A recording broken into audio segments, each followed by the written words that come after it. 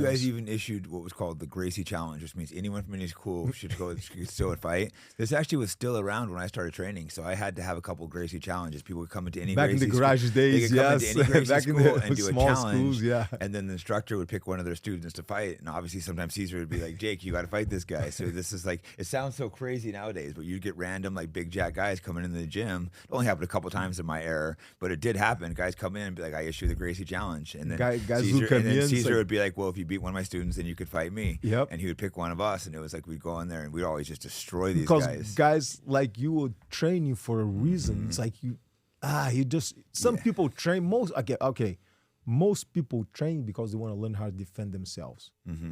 But some people like us want to test themselves. Yeah, so I wound up when I came from Gracie Challenge. I was first volunteering, and you know, obviously Caesar would be like, "You can fight me if you beat one of my students." It was not forced. Let's Caesar make clear. Older, it was not forced. No, it wasn't forced. I was excited if someone came. It would be like, "Hey, Jake, you want to do this one?" Yes. If you say, "Nah, I don't feel good today," okay, who's next in line? Oh yeah, Caesar would pick somebody. Else. They would be, Nick, David Trell. There was a ton.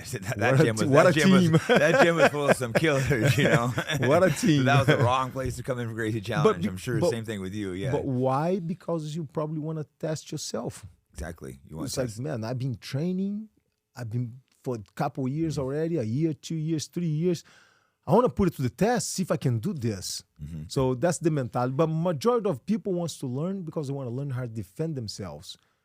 Well, I think this is the only reason why martial arts, why jiu-jitsu became so successful, because you were doing the challenge. I think the problem with a lot of these martial arts, my theory is a lot of these martial arts probably used to work, like some of these karates, because they probably use them for real fighting. Then they went away from real fighting and switched to katas and stuff and weren't doing any challenges, so the martial arts came crap.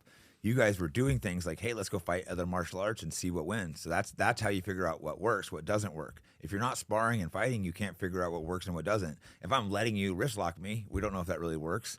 You have to really do it.